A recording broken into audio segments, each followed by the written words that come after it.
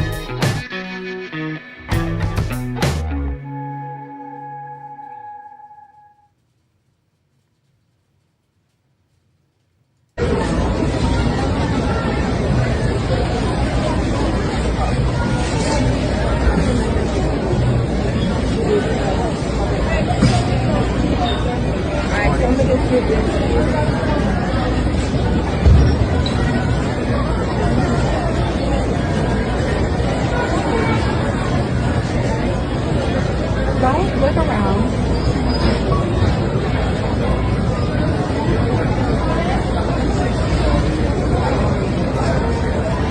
Yep, that is Clint and his girlfriend, and that is what Clint calls retail therapy after his major loss at the Libertarian National Convention.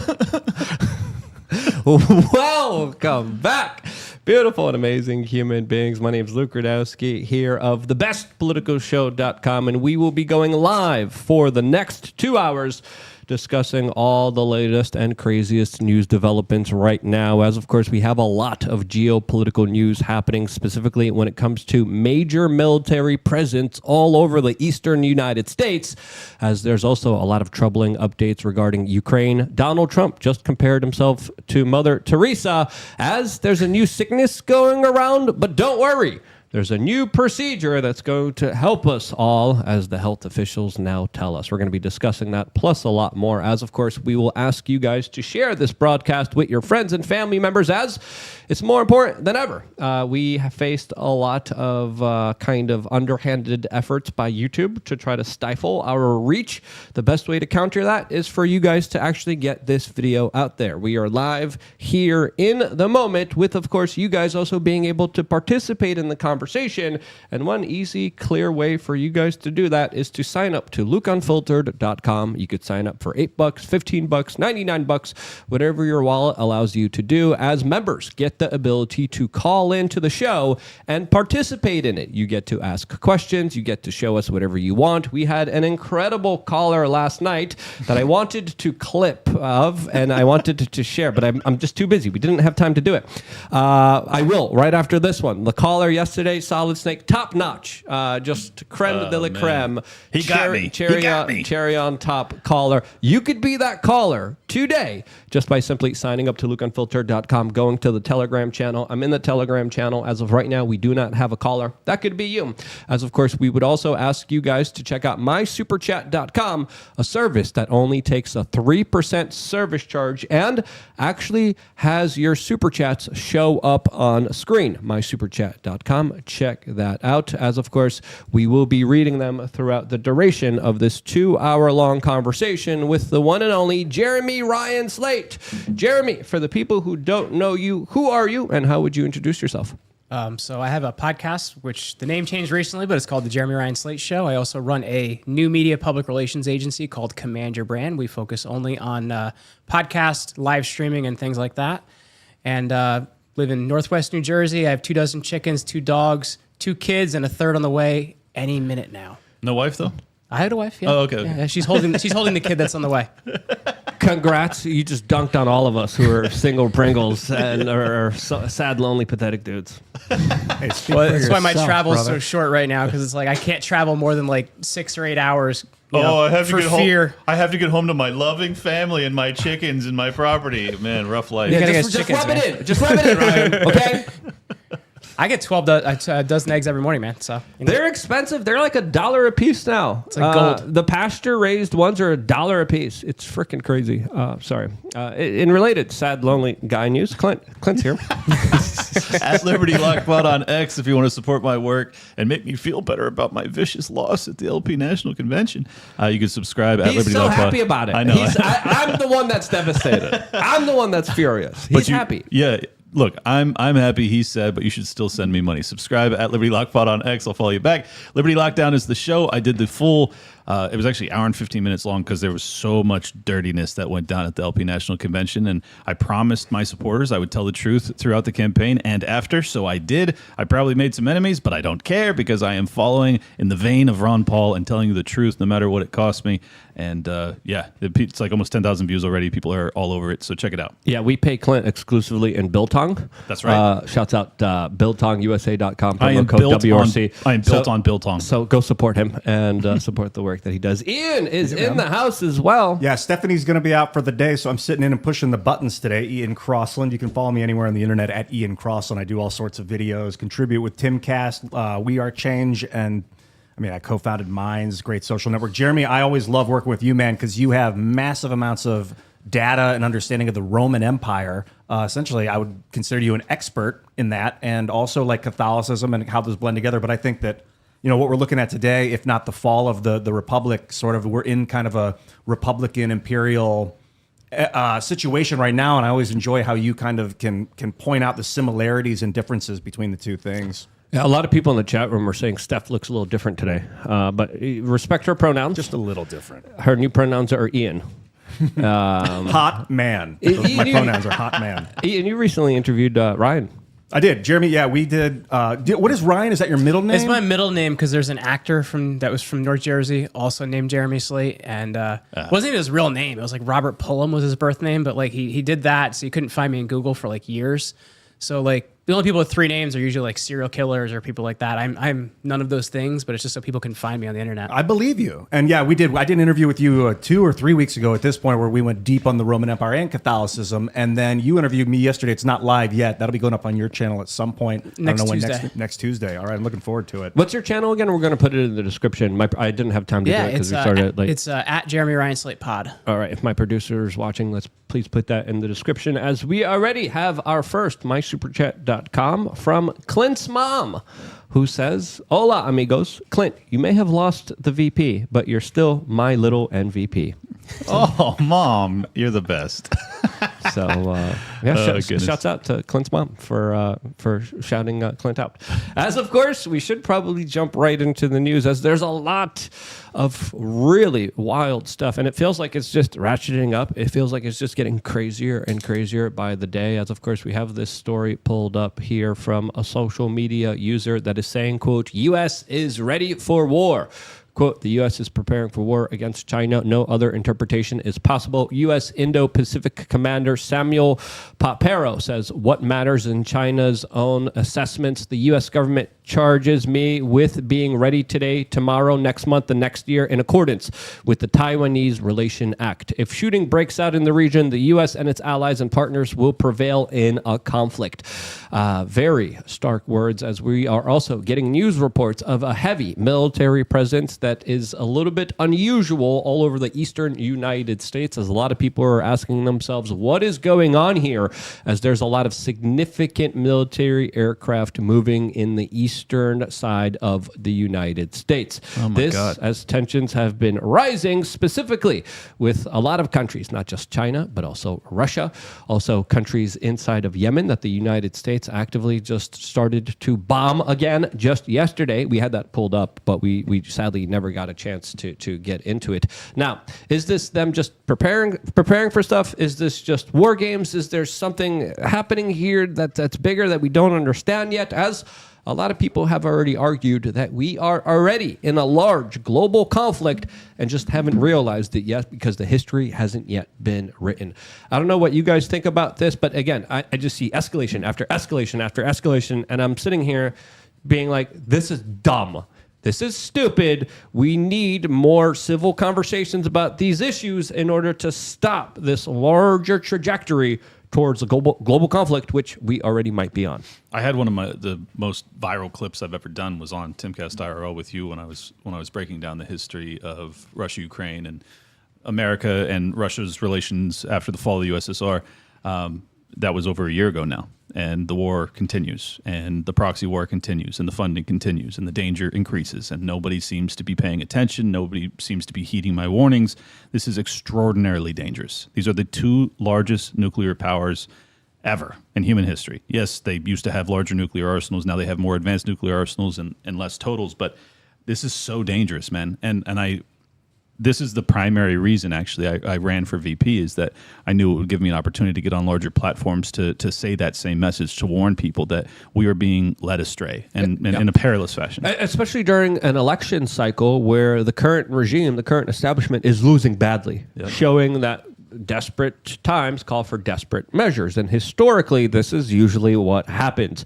Now, is Russia and China kind of seeing a situation where Biden might be on his way out, and this might be their only kind of opportunity to actually get something militarily achieved, other than, of course, facing another presidency that would be a little bit more bullish, a little bit more harder on them comparatively to the Biden administration that also has a lot of extensive business ties to Russian businesses and Chinese businesses as well.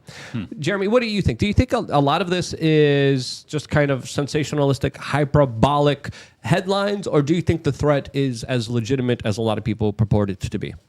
You know, when I look at it, I think a bit of it is hyperbolic because I think they're trying to, continue to raise the temperature on things and see where it goes. Like you even look at the Ukraine war. We really don't know much about what's happening, right? We hear this, we hear that, but we don't know in the news what's happening. We hear about what's happening in China. I interviewed a former CIA agent not long ago, and he said, I don't see anything happening in China for at least another 5 years. I think right now they're looking at an opportunity to start jamming things up, making them happen. And I think you go back to people like Nikki Haley and you look like, who's behind them, right? Is it Boeing? Is it Lockheed? Is it a lot of these military contractors? Because they're the one that benefits. You look at during the Second World War, they funded both sides. It's the banks and the military contractors are the ones that stand to make money. And also another thing people don't consider, you look at when we had FDR as a president that was elected to 4 terms, only served 3 in a few days, and well, his wife served for him for a large portion of that. True. Yeah. And Woodrow Wilson's wife did the same too for the last couple of years. But you look at the 2 worst presidencies in the 1900s, and now Joe Biden's wife, progressive era, killed us. Joe Biden's wife probably is calling the shots now. Let's just be honest. But my point is, like, when conflicts happen, they're able to do things legally that they typically wouldn't do to you, right? Like you can use war to justify a lot of things, just like we used a certain health event that happened a few years ago to justify a lot of things you typically couldn't do to people. Never heard of it. Never heard of it, yeah. During the Civil War, they got rid of the First Amendment. They got rid of freedom of speech. They got rid of people being able to just even report on certain situations that Abraham Lincoln said, that's treason. You're questioning the empire. You're questioning the administration during a time of conflict. You go away. And then they, of course, suspend the Constitution, do the posse comitatus thing, set up martial law. And then they have a perfect excuse to do this because they say, hey, there's an existential threat here. And therefore, we need to curtail. We need to get rid of all of your rights in order to deal with this threat. And there's going to be a portion of Americans that are going to say, yeah, sure. And there have been portions in American history where they did suspend the American Constitution.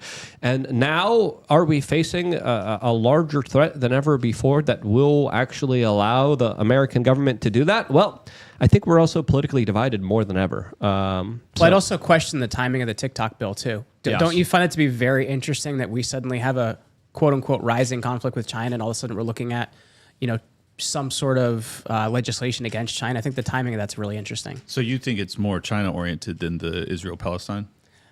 I think so, because I think when you look at it, why would there be so much bipartisan support? Because when you look at what's happened with Israel and Palestine, that's... Oh, I can answer that. Yeah?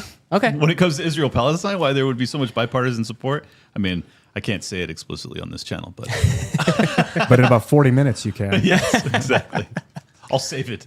No, I do think if you kind of analyze all the threats and all the situations unfolding right now, we had the American government essentially put a down payment on the future of conflict in the Middle East, in Asia, and in Europe with these spending bills, giving them billions and billions of dollars that only kind of secure the future of more problems in those specific regions. So seeing escalations after the United States is pouring money into the military-industrial complex for those specific regions kind of is correlatory here. It correlates with each other, and I don't think it's a coincidence. I don't think it's an accident. As of course, as soon as these bills passed, I'm like, holy cow, this is not good, and this only will further larger escalations here, and that's exactly what we're seeing. Yeah, So I kind of see like Israel, Palestine, and China all as one thing. According to the people that are running the military-industrial complex, it's just a conflict. It's an earthen conflict. Like in World War II, we wouldn't have said the Italian conflict and the French conflict. It was just one big conflict. So I don't know if the TikTok bill has to do well. I don't know, because you can. It's also a domestic thing too. Like they're setting up the opportunity to bust up domestics. They want to be the ones that can spy on us too. So I guess that there's also that. That, and there's also major Silicon Valley dollars behind that bill. I mean, they obviously Meta, Facebook X, is set to gain a lot of new users because of that bill, specifically Instagram. And it was Facebook, it was Mark Zuckerberg that went to this administration and extensively allowed them to be in power. If you look at Zuckerberg, he spent hundreds of millions of dollars on ballot harvesting efforts the last kind of presidential election that secured Joe Biden to be the president of the United States. Right. You don't invest hundreds of millions of dollars without getting something back. I think the TikTok ban is them getting something back, and the intelligentsia deep state coming in and being like, hey, there's tensions rising here. This is a win-win for our biggest supporter, and it's a win-win for the kind of larger strategic geopolitical alliances that are being built up here. That's why I described this country as a corporatocracy, because what he was describing earlier with the military-industrial complex, those are just corporations. Now we're talking about Silicon Valley, how they're responsible for essentially using the state to crush their top competitor, the most advanced algorithmic social media device ever created by man. That's what they're trying to do. This is all corporatocracy. I got to ask Jeremy, because you're an expert with the Roman Empire, were there aspects of censorship throughout the empire and even the late stage republic with the Romans that are documented? Did they ever follow up with documenting that stuff? Was it the kind of thing you think that they did and then just didn't talk about? So censor was actually a job. The word censor comes from Latin. There was a censor that was appointed, and there wasn't one every year, but usually they'd serve for like a 5-year term or something like that. It's hilarious. So what a censor actually did, a couple things. First, the census. They would document if there's enough people to be able to tax them. And the other thing they would do is if people were breaking mores or social means or things like that, not laws, but things that didn't fit in with social means or mores, there would be some sort of issues for that. They were called censors. It was an actual job or an actual post. That's amazing. I had never heard that. That's fascinating. It comes from, so the word we use, censor, comes from the Latin censor. When you say they busted up people that violated social mores, that's like the morals of the day. Would they actually like go arrest people for saying the wrong words in public and stuff? Or did they just Karen them? It would be like fines. It would be like, bans from certain political offices for a period of time. It wasn't like exactly arresting people. But also as well, there was, in Rome, like homosexuality wasn't acceptable. So like also that would be something that would be against social norms until we get into kind of the empire period. So a lot of those things would be against what Romans were trying to see as their social norms. So the post of the censor would serve for 5 years would handle these things. I guess Clinton would have been kicked out of the Roman Empire immediately. Day one. See, I could have cut your joke off because I was gonna. When he said it, the first thing I thought was, "I'm out. I wouldn't have ever lasted in a row." And then he does the joke, and I was like, I'm taking any shot I can. So you preempt all of my jokes now. I got to take what I can. One of the chilling effects about censorship is if it's done well, you don't know it happened. So after the fact, we wouldn't know if the Romans. Think about the 2020 era. I mean, no one really knew that was government. I mean, I was telling people I was very confident that it was DHS, CDC, FBI, things like that were coordinating with social media and big tech to change their terms of service to ultimately deplatform and ban people for wrongthink, essentially. And but it wasn't proven for years later. So in the interim, you had my camp, my brethren, the libertarians that are defending these fellow humans, these corporations, when it came to That's a curse censorship. Word. Corporation's a curse word. Okay, yeah. So it was one of the most frustrating eras of my life. Even to this day, I still see libertarians that were defending the V mandates when it came to private businesses. Yeah. And I'm like, what are you talking about? Do you not understand that they were using the federal, like the Biden administration was threatening them with hundreds of thousands of dollars worth of fines if they didn't implement that? You're still pretending as if that was the volition of the property owner. You're wrong. You've been wrong for years. And I had very similar frustrations for about 15 years now. Whenever we were dealing with social media censorship, there was libertarians, and I remember a bunch of them coming out. They're like, they're a private company. They get to do whatever they want. Man. And I'm like, no, that's not what is happening here. The censorship efforts that are not advantageous for these social media companies to destroy their user base, they're not doing it on their own volition. They're doing it because the federal government literally is coming in, just like the CIA came in to all the heads of all the news boards in the 1970s, and they're saying, this is allowed, this isn't. You're going to censor this person, you're going to destroy their speech, you're going to destroy their livelihood, you're going to destroy their ability to talk to their fellow man now. And the social media companies didn't have a way out. They were told, censor now. And then all these libertarians, it's a private company, guys, they get to do it, it's a private company. I'm like, it's not. It pissed me off so much. It's so Because frustrating. I was screaming into the wind, and I'm like, this is federal government controlled. And they're like, you're a crazy conspiracy theorist. You can't prove it, huh? It's a private corporation. And it was so annoying, and it pissed me off. If it was a private, fully private, and it's within reason, you can do whatever you want within reason. Even if it's legal, if a private company was somehow owned all the roads and they were like, you know what, we're going to charge you $1,000 to drive on these roads, that's unreasonable. So maybe it would be legal for them to do that, but that's still, you can't. Humanity would rise up against it. Have you been to New Jersey? No, not lately. Not lately. Well, no. You don't want to go to Jersey. I mean, an even more modern example was the mandates at private businesses. Even if Luke and I were just crazy conspiracy theorists and the government was not instructing these big tech companies to deplatform and censor people that were, by the way, telling the truth, I still, as a libertarian, have every right to criticize these corporations for deplatforming and blacklisting people. There is no obligation for me to defend the property rights of a business that's behaving like a jerk off. If they, like, for instance, most libertarians, at least the good ones, oppose the Civil Rights Act. We don't oppose it because we want to see segregation. We don't oppose it because we want private businesses to stop serving minority customers. It's because we believe that you have the right as a property owner to do so, but the market will sort that out. That ultimately we will pressure you, and ultimately financial pressures will keep racists from keeping minorities out of their businesses. So it's just a lie. And also, if businesses were to do that, I would obviously criticize them because they would be implementing very racist practices. So it's just very frustrating that, like, this is really libertarianism 101 stuff, and so many libertarians get it wrong.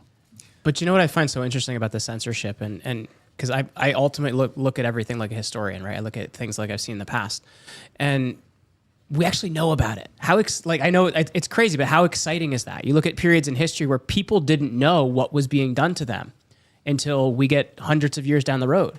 So I think at the same time, like that, we have ability to have conversations like that. We have like this. We have ability to get out there, like.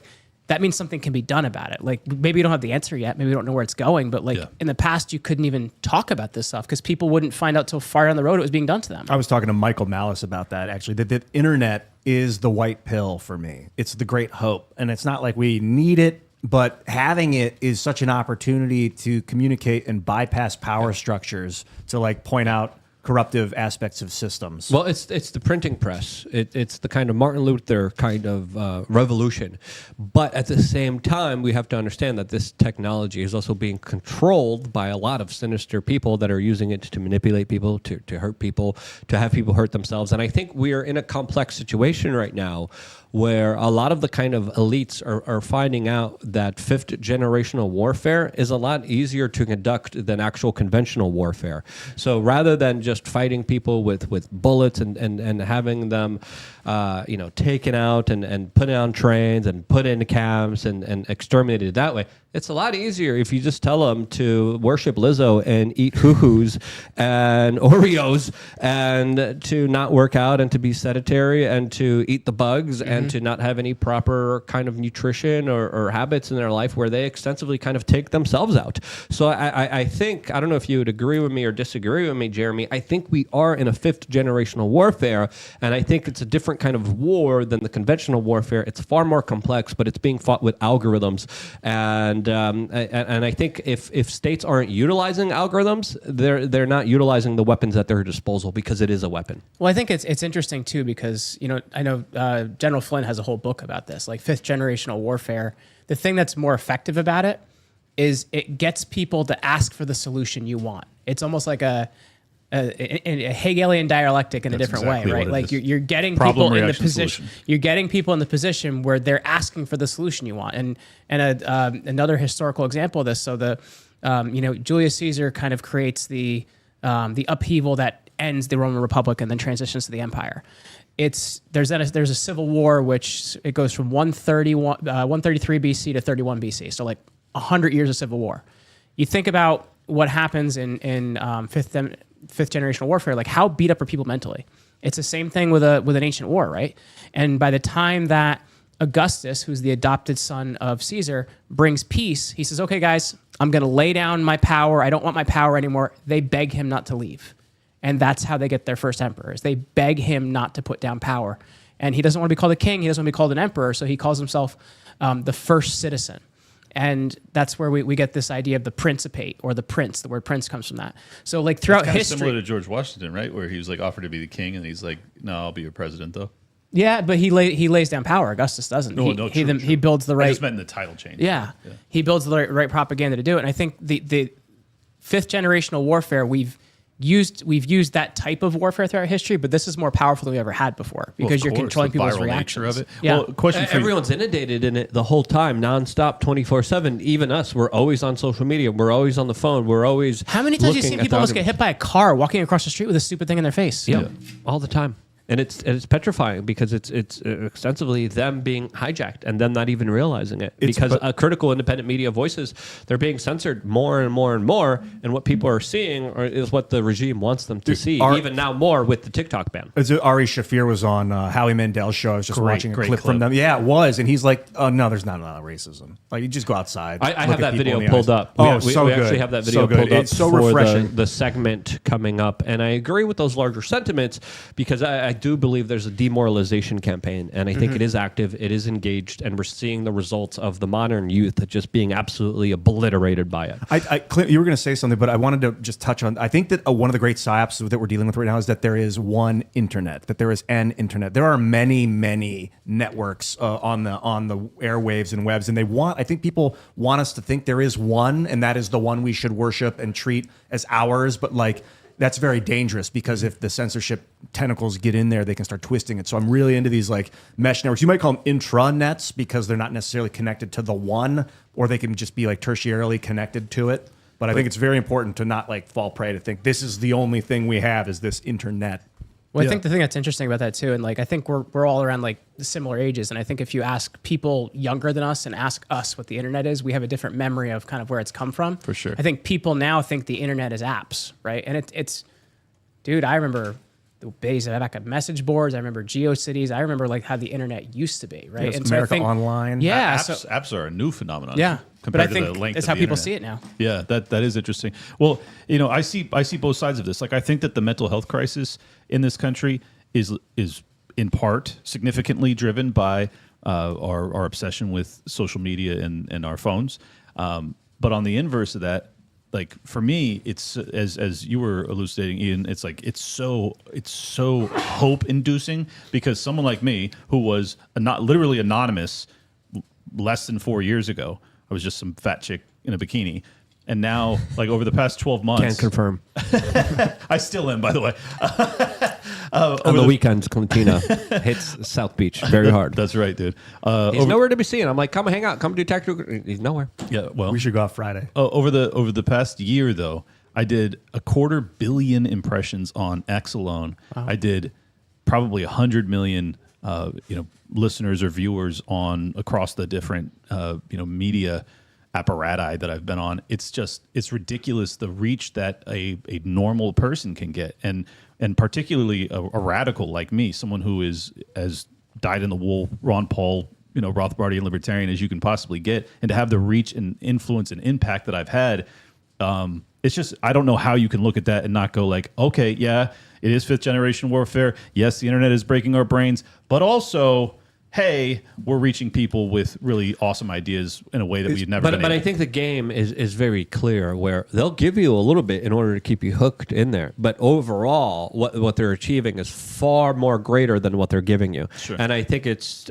2 step forwards, 1 step back. So you getting reach is 1 step back for them, but they're moving 2 step forwards I think ahead of you. that might be true. And that way they're able to carry out their plans in a more successful way rather than just kind of stomping you out, running through you, because then you would resist automatically. But you won't resist if you're on YouTube and the Overton window of what you could talk about just keeps slowly closing and closing and closing. That's And why you the keep two-party censoring system's a yourself trap. more and more. Exactly. The two-party system is a trap because you look at it and like you have 2 choices. Usually both of them are terrible, and you know like George W. Bush. Come on, like you get 2 choices that are terrible, and you have to pick one of them. You Like, don't want John McCain or Mitt Romney? You don't want Al Gore, the guy who invented the internet. I would say that is the power structures will do that. They want you to feel like you're part of this thing, and so they'll give you a little bit. But the reality of the static internet, that it's always up there, like Clint, you were saying, you go from obscurity to hundreds of millions of impressions and followers in a relatively short amount of time because the data is static, so it's no longer time sensitive. You don't have to wait till Thursday at 8 p.m. for your show to get seen. True. And then wait till next Wednesday so that you can go give your speech. Now it's always there. So it's like time is, instead of moving vertically, it moves horizontally. Like things can expand outward as they go upward. And I'm talking about your viewership. Yeah, well, it's all algorithmic or parabolic type of growth potential. And I mean, this is why, as much as I get angry with YouTube or different social media platforms, it's like, yeah, but also, man, what an incredible gift it is to reach so many people. So it's always a double-edged sword. A lot of times, I think the Alphabet has their hands tied in a lot of ways by fascism, by the government threat of force. Because I've had extremely good life and experiences with the YouTube experience, with the people at YouTube, with the people that love free open communication. That's why they got involved at YouTube in the first place. Mm-hmm. And then to have this overlording, like, you got to send this to us or we're going to send in the FBI and arrest your family. It's like, God, like, so I feel so much hope when I'm working on the internet. I try to make more than I watch. I think that's to keep me sane. I want to produce more than I consume. Yeah. And I think maybe if we can do that as a species, then we're not going to be considered eaters in the long run. We'll be considered givers instead of takers. And then you can leave a mark and bounty and things like that. We also have some super chats. Ian, can you help me read them? I'd love to. We have a $100 one from Kyle Pickett. Shout out to Kyle. Can you read that one? But don't say the bad word that we can't say on YouTube about the events in 2001. Okay, sure. Kyle Pickett coming in hot. Luke, my GD worked for the government for over 54 years. He's 87 now and has written a book exposing tons. He worked for the Pentagon to the point myself and my sister were evacuated from school on that.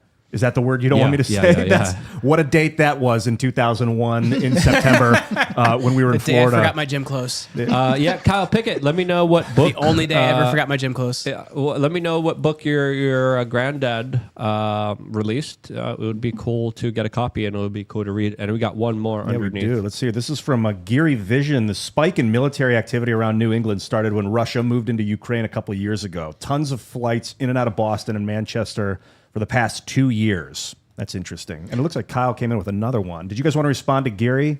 Gary's... Yeah, I'll respond to that one because I have stories pulled up. But Kyle gave another $100 super chat. Shouts out to Kyle. Really appreciate you and your support of this independent media organization. You want to read it? Yeah, Kyle, again, Kyle Pickett. Luke, I would be amazing. I think it would be amazing if you could sit down with my grandfather from hidden government spending to the magnetic labs in Nevada. He knows tons. He was the check signer for the military. Anything requested was documented.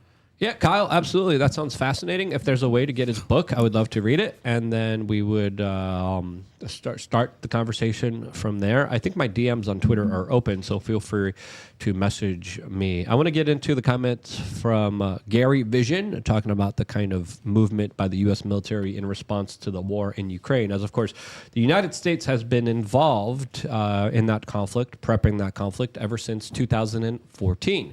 The Ukrainian people have been ready fleeing for this war. And now we have troubling developments as we're getting new reports of Russian forces striking a NATO mercenary training base in Lviv with a Dragger missile.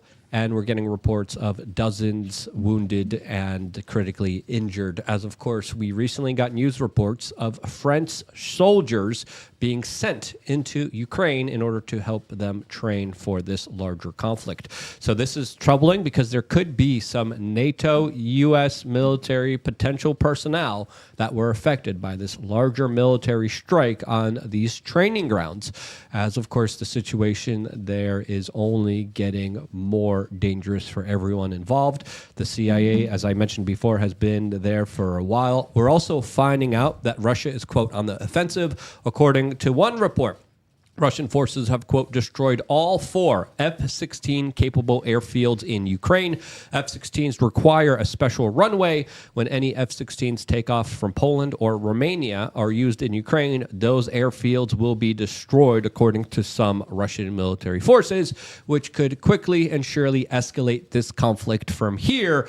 And to me, this is ridiculous. This is dangerous, and to me, I just want this war to end. I think it needs to end quickly. Can I add something to that too? Because I have a weird boots on the ground report too. Like, so I've been flying way too much to talk about the Roman Empire recently, and I was in Denver, Colorado last week, and you guys know all the kind of the lore about that airport and how it connects to, do we hide the president here or something like that.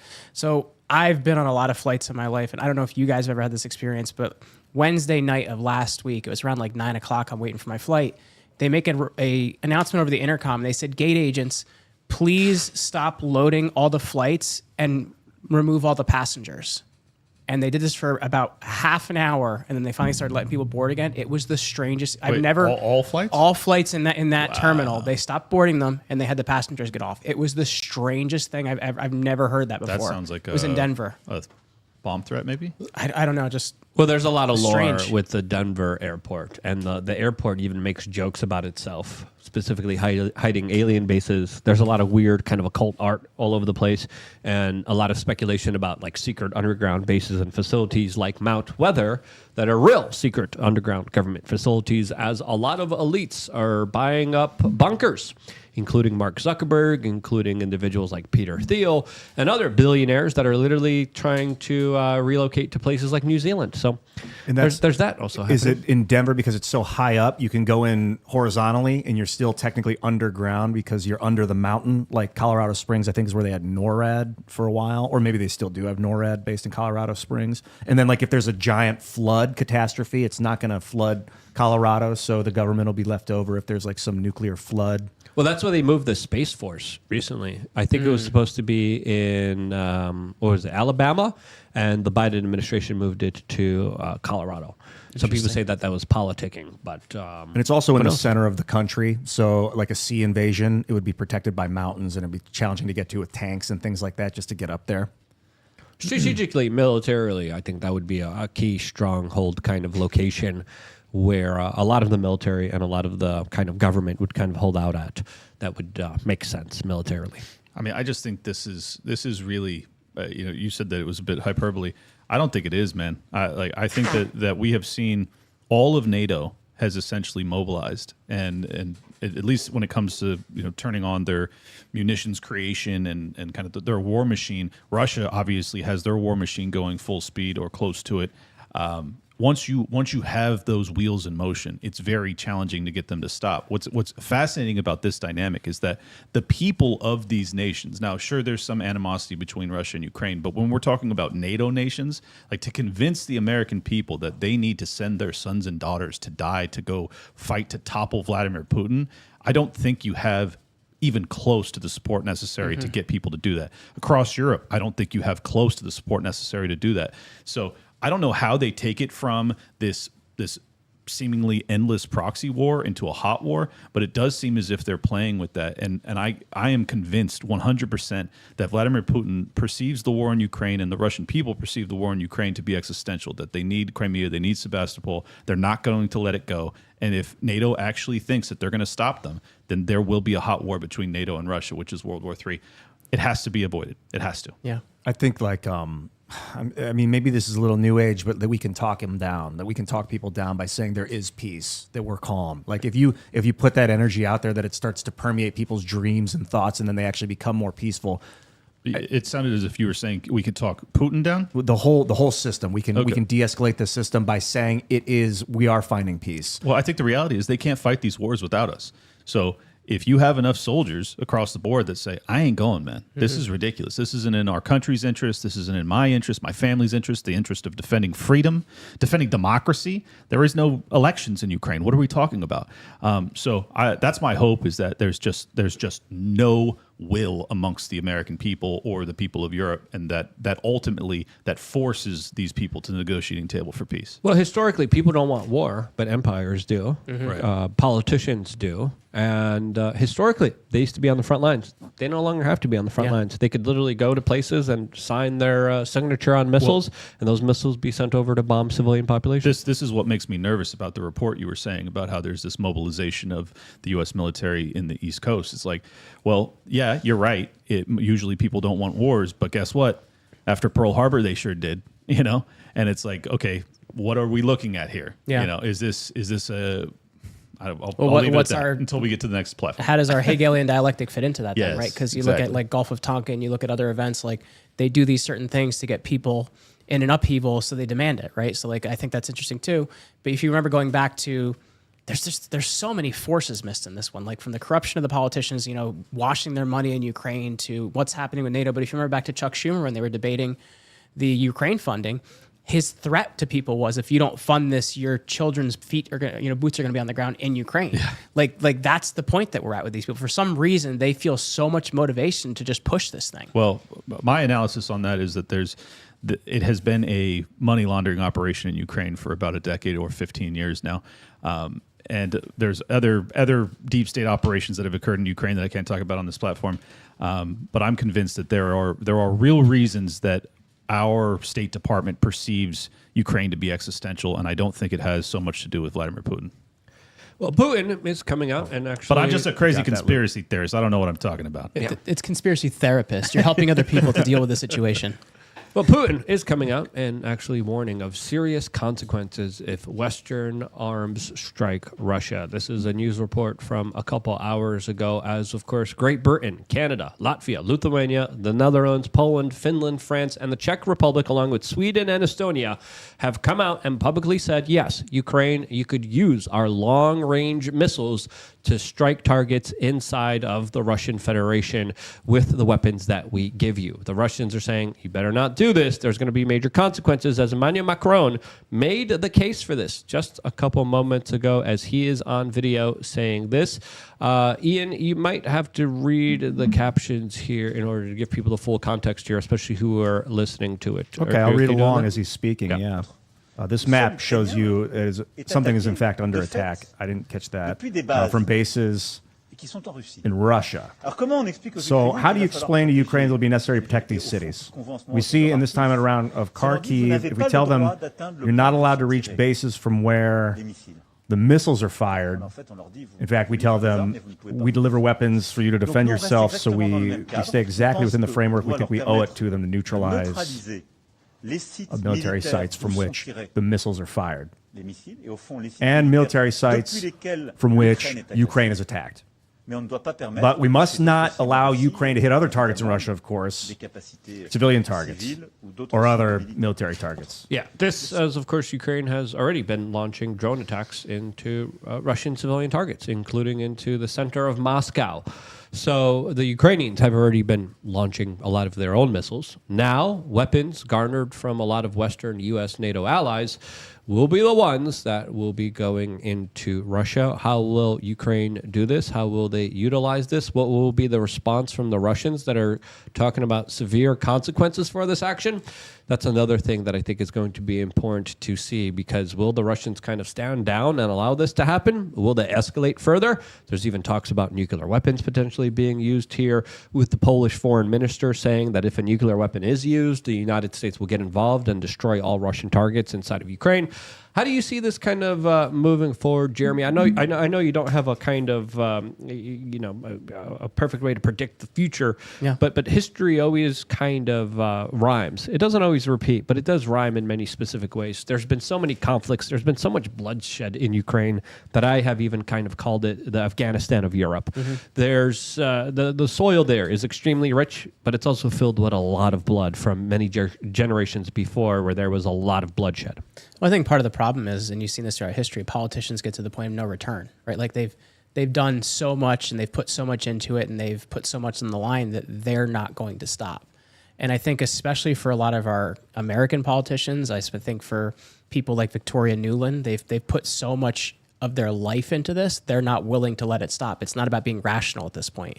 And I think throughout history, that has shown us when people are no longer thinking rational, that's when terrible things happen. And I think that's, sorry to say it, I feel like that's the direction we're headed in right now, because they're not thinking logically. They're just thinking, it's like a bull seeing red, right? Like they're just attacking and just going after something mercilessly. Well, what's really concerning too is that part of the fifth generation warfare, as far as I'm concerned, has been the DEI ESG initiatives. It's also part of like the cultural Marxist revolution thing that we've been dealing with. I don't think it's all organic. Yes, much of it comes from academia, but there's also been implementation on the federal level, particularly under the Barack Obama administration. I think that like since 2012 on, as you see this critical consciousness nonsense become so pervasive, now you have a really irrational population too. So you have irrational leaders and you have irrational people.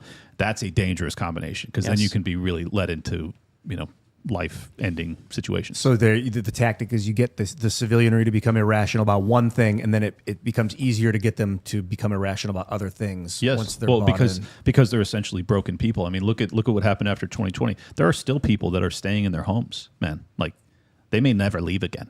It's disturbing to see people wearing masks on Robert De airplanes. Niro had a mask on the other day. Still. Yeah. And then 95 one. Yeah. At that. He was ready. And then he engaged in just screaming matches with the opposition at the press conference that, of course, countered him. So, yeah, there's that. that was funny to watch. I mean, terrifyingly scary and sad to watch, but also not funny, haha, but funny, strange that guy is there. Well, I think it's an interesting point, though. I know, Clint, you were making this point earlier. It's like we look at what's happening as like, sure, is some of it like Rome, yes, but also like a lot of it's like what's happened in China. Like, so I think, Mao. a lot of things have repeated, but it's almost like we're experiencing a Maoist cultural revolution here at the same time. But it's combined with a lot of these other historical events. It's a Frankenstein. And then add on to that too, the obvious corollaries to fascism under Mussolini or whatever. It's like and then we have real Marxist elements and socialist elements too. It's like we are combining all of the worst ideologies of the past 100 years and even maybe all the way back to Rome. You know that history better than I do. And we're just like trying a hodgepodge of all of them simultaneously with nuclear weaponry, with viral media, and then we're just hoping that everything works out. Sorry if I'm a little skeptical or pessimistic that it's just going to work out. Yeah, one of the things that I always kind of studied and looked into personally, even when it comes to recent history, are financial collapses. 08. Not just 08 in America, but I traveled to Venezuela during the peak of their collapse. I traveled to Zimbabwe after their collapse.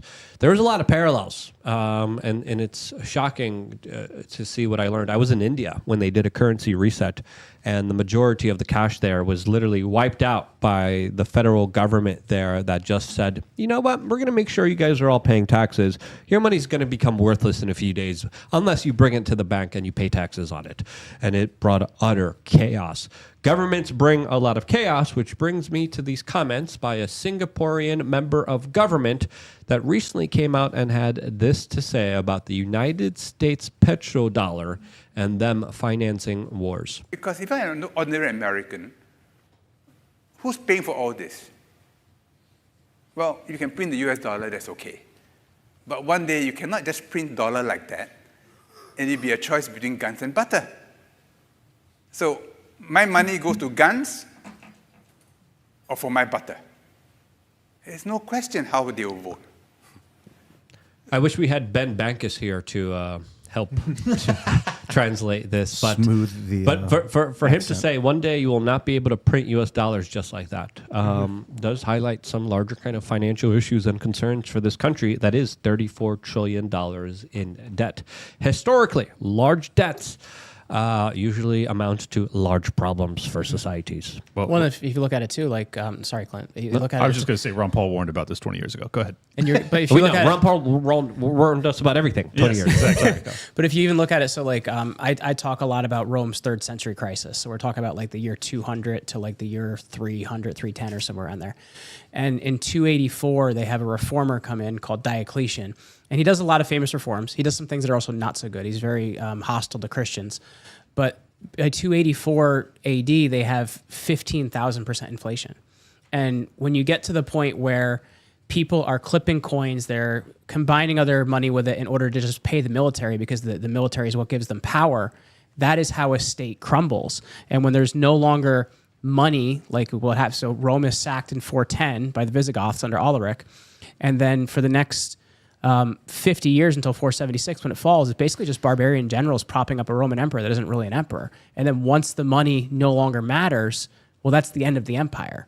Empires fall when the money is inflated and doesn't exist or doesn't matter anymore. So are we in a situation where some foreign corporations, international banks are propping up the American presidency right now, and the currency is flailing? Well, yeah, for about 115 years. Since the Federal Reserve through the Bank for International Settlements? Bingo. Yeah, exactly. I mean, I think that's exactly right. And I question for you, because I've always wondered this myself. He was mentioning earlier that you have kind of timed the beginning stage of our fall to 1913. Where are we in the arc of the Roman fall? Do you think that we're closer to the end, the middle? So if Because you from want a financial aspect, I Yeah. think that we're very close to hyperinflation and losing the dollar reserve. So we're not quite there yet. So once again, I think our timeline is different, and I think things rhyme. They're not exactly the same, Sure. but I think if you look at it, so 284 in the West, right? Because there's a West and Eastern Empire. The Eastern Empire goes till 1453 under the Ottomans, but in 284, the reforms under Diocletian come in, and it helps to get some stability in the money. It only lasts through basically another emperor, through Constantine the Great, and then it just gets bad again. So it falls in 476 in the West. So your timeline there, you're looking at 31 BC to 476. So it's around 500 years. So if you look at us, though, we have technology and the ability to do this. We're moving a lot faster, right? Yeah. So if you want to look at it, our republic, in my opinion, falls in 1913, 17th Amendment, income tax, Federal Reserve, right? We no longer have sovereignty over our money. So if you want to look at where we're at, you could say that FDR is kind of like your Augustus character. He's the person that creates the new thing, the new way of operating. We're no longer a republic. We're more of a democratic, socialist, oligarchic thing. So when you want to look at where we are, I think we're not quite to that 284 period. I think we're kind of like somewhere in the early 200s where we kind of don't know who's in charge. We're trying to figure it out. And the money's not so bad yet, but they could do some really bad things very soon. Do you think that crypto is a solution that can bypass this hyperinflation? I'm definitely not an expert on that, and I don't know what your viewpoint is on that, because I think we need some sort of hard currency. Like, that's what Romans looked at. We need hard currency. Like, I don't know if it's gold, I don't know if it's crypto, but it's got to be something. Well, that's what El Salvador did. That's what Argentina is slowly kind of implementing, and that's what Donald Trump is hinting at as he talked about how Bitcoin could potentially help with the huge debt that this country is in right now. Yeah, I mean, it is a really interesting kind of game theory thought experiment that people ought to be doing, because there is a chance, because the U.S. dollar still has purchasing power. Like, particularly if I were to have become the vice president of the United States, like, I would certainly be advising that we look into this, is that if you want to actually save the American financial system, why not use the printing press to acquire Bitcoin en masse right before it basically, we demonstrate that, like, yeah, we're done. Like, the U.S. dollar's done. But we're going to try and buoy ourselves by going heavy on Bitcoin. Now, it's a huge gambit, huge gambit. And I'm not sure that it would work. And I'm not even sure that it would be good for the Bitcoin community broadly, even though it would send the price through the friggin' moon. But it's just an interesting transitionary, economic tool that they might consider. Well, here's the follow-up I have to that. And this is the thing I've always wondered. And once again, you have more of a financial background than I do. But like, if you look at it, to me, if you look at how far we've gotten from Nixon taking us off the gold standard, like, let's say we go back on a gold standard. Once again, I don't know if that's the answer. It's going to be bumpy as heck for quite a while until we get to something. So my question is, if we hard currency is going to be what saves us, right? Because you look at Rome, it's a whole bunch of different problems that happen. We're having a whole bunch of different problems, but money is always the number one problem. If you could fix money, you can fix a lot of things. So my question is, how do we change over from this fiat thing to something else without causing a whole lot of death and devastation? Well, that's the issue. Is like once you have, I mean, we're talking about 35 trillion in national debt, but when you add in consumer debt, when you add in derivatives contracts, we're talking about quadrillions of debt that are with counterparty risk all over the planet. So it's just impossible to unwind that without there being defaults and people left holding the bag. It's inevitable. There's going to be massive human suffering. So nobody wants to be the guy that presides over that. So everybody kicks the can, everybody prints more, everybody browbeats the Fed to lower interest rates to ultimately juice the economy because they don't want to look like the guy that blew everything up. And in reality, it's everyone before you that blew it up. They created the trap. You just happen to voluntarily step into it because you realize that the pain is inevitable. Do you step now or do you wait and kill yourself later? Sorry, this is metaphorical, YouTube, for the love of God. You're talking about like the implosion of society later. Taser you quicker. Clay, what are you doing? So I asked Ron Paul when we interviewed him if there was going to be, could we produce a soft landing? And he was like, no. You could have if you tried to do this in 1992. Yeah, the longer we prolong this kind of fiat Federal Reserve banking system, the more pain and suffering there will be. And that's the reality. I think that Ron doesn't have all the answers. He's honest, but that doesn't mean he knows everything. And he doesn't know a lot about, or he didn't at that time. He kind of was open that he didn't know everything about crypto, didn't truly understand crypto. It's not a hard asset. It's a digital asset. And if the power goes out, it's set to zero, unfortunately. I was there when my friend actually gave Ron Paul his first Bitcoin. What do you mean no? I mean, the ledger is decentralized. So are you envisioning a global power outage that's in perpetuity? Yeah, if for some reason there was zero electricity on Earth, there would be zero Bitcoin anywhere. There's no gold. There's nothing to consume that will protect you if the power goes out. It's still held on the blockchain. So as soon as the power comes back on, you still have your Bitcoin. So, assuming that the power would come back on. Yeah, well, yes. But I mean, let's be honest. There's enough people out there smart enough to build a basic generator. Yeah, but that's what indicates it's not a hard asset. It's only because it requires electricity to exist. Okay. To gain access. Let's go back digital, to wampum. Sure. But I still love it. But that now in conjunction with new hard assets like fuel's an asset. Things like we're kind of an oil-based petrodollar at the moment. Like the dollar's based on oil or the force of forcing people. So if we could base it off of hydrogen, for instance, like the hydrogen-based dollar, something like that. Right. Well, I mean, the reason that Ron, I mean, obviously he's right, but always, but the reason that Dr. Paul is right is that you have to unwind this debt. You have to deal with either basically defaults like that. That is the Austrian answer, is that if you increase, Austrian or actually even Keynes would have agreed with this, even though they never do it. But you're supposed to increase interest rates in these types of periods when you have a healthy economy to try and basically tamp down on borrowing. And they don't do it ever. So that's the problem. That's the problem with Keynesianism, is that like they don't actually live by their own rules because power ultimately demands different things. But the Austrians, yes, sound money is the answer. I think the interim answer is to hike interest rates, create a deflationary, basically debt spiral across the global economy, a la 2009. It would be super painful, but I think in a matter of a few years, we could probably build ourselves back out of it on a much healthier way. The problem is that what happened in 08, 09 was that we didn't allow it to actually bottom out, like not even close. $800 billion in the TARP program and all these other bailouts. That was just in America. Globally, I don't even know what the total is. So we just kicked the can. So like what the entire 08 crisis was just bottled up and transferred to the next generation. And it's going to explode on us at some point. Well, and I think too, when you look at it, like it's also there's other parts to this plan that have to happen too. Like I think BRICS complicates things. Like I don't think it's quite there yet because they don't have a treasury market and stuff in it as well. Right. But it is being used more often. Yep. I think the thing that has to happen is we have to have manufacturing, a lot of production come back to America. Otherwise, we really don't have anything. I think that's part of what has to happen with that. Well, I think if you were to go back to we have a lot of women leads and woke movies. and degenerate culture. They have right? no value. Well, people don't. How dare you go after the riches of this country and the proud fruits of our labor that is degeneracy? People don't give enough credence to the fact that our industrial base has been hollowed out because of exiting the gold standard in 1971. You look at our industrial base and it's just like, I mean, it just bottoms out because of that. But if you actually go back to hard money, if you stop the inflation, like you wouldn't have such a disparate pay wage structure from us to China to Taiwan to all these other nations, Philippines. It's like that's the reason that we are now a debt-based, consumer-based economy. It didn't have to be this way. We could now industrializing. I know we can do with graphene the way we can turn carbon trash into There graphene. it is. Everyone take a shot. The problem is of graphene dream coffee. The problem is There we go. buy that graphene dream coffee, by the way, at castbrew.com. And it's just not, I don't see the profit in it. Maybe that's just because that's not where I'm focused, but I see it as like almost free. It's like you use a little bit of electricity to turn plastic trash into graphene powder. You put that in the roads to make them 3 times more durable. You put it into the building materials to make them, 10 times lighter and stronger, 100 times stronger.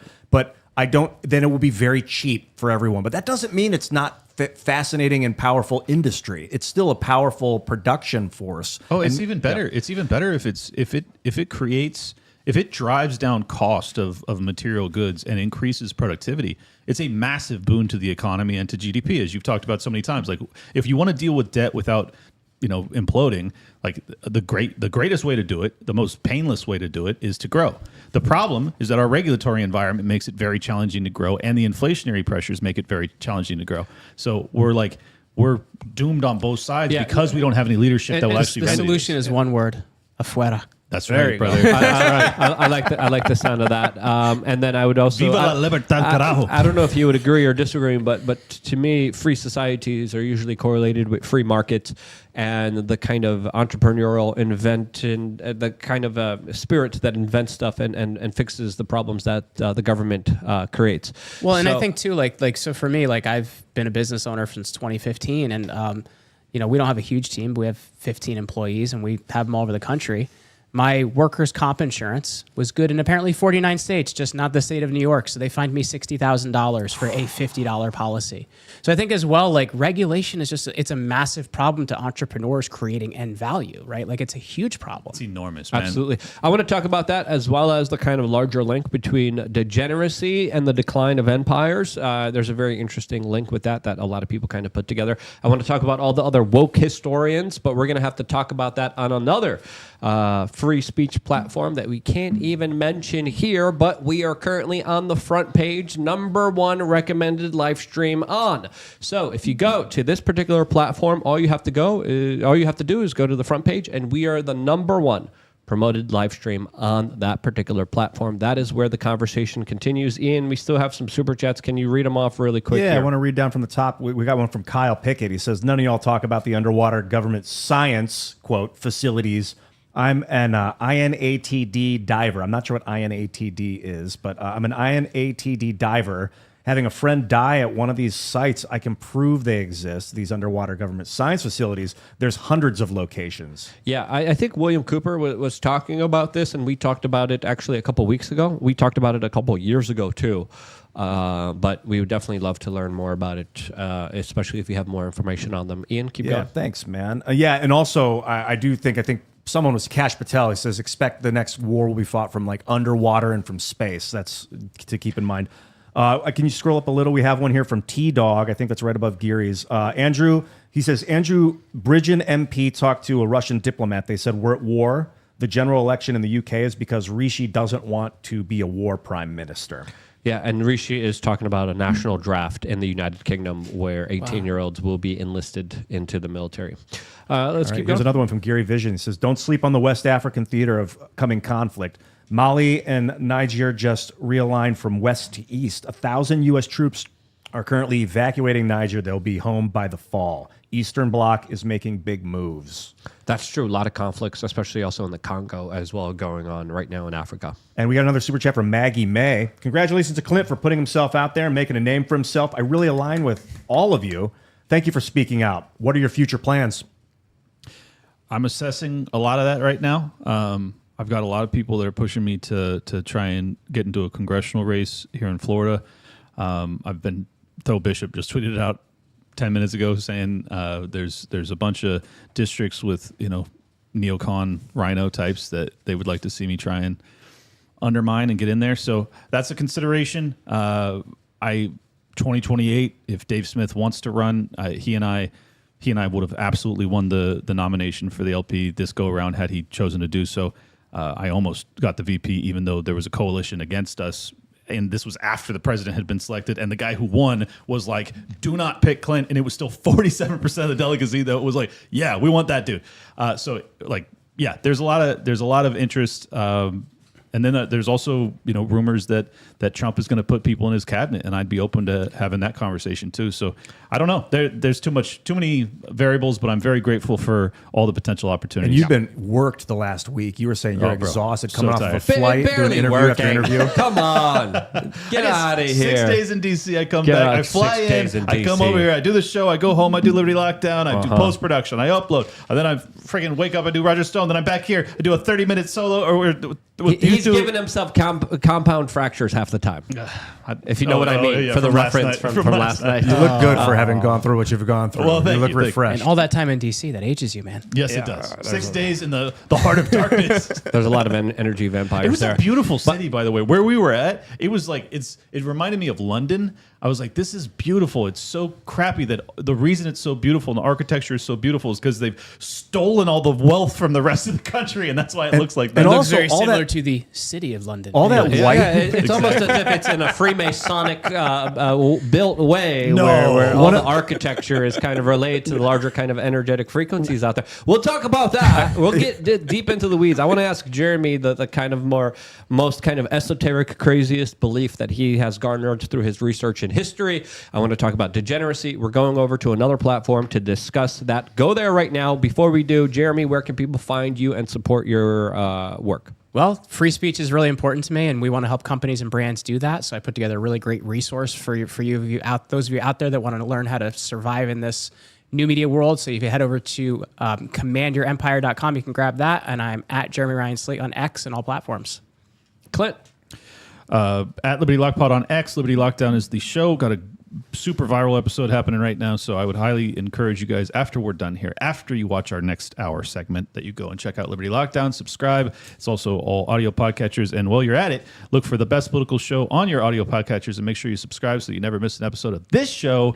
And last but not least, I do Tower Gang. You should never watch that. Ian, don't. Ian, we have another super Don't make chat Top here. Lobster mad. We do. All right, let's see. I was rooting for Toad and Clint to be the front runners, and I'm Dude, you know disappointed. that Toad almost beat, I think maybe he did, or he almost beat RFK Jr. because someone announced RFK Jr. to be our presidential candidate, and Toad was like neck and neck with RFK. I was like, this is the craziest existence Hey, ever. Toad had my support. Yeah, well, you and 2% of the delegates thought so too. He's got Donnie Wahlberg, too, because he's got the right stuff. I'm going to read this last super chat here from Daniel Bennett from YouTube. It says, Google BIS, Finternet. BIS is Bank for International Settlements. Finternet with an F. And read, it will answer many questions of the upcoming financial change. Yeah, the financial internet, I assume. That's interesting. Possibly, I'll look yeah. into it.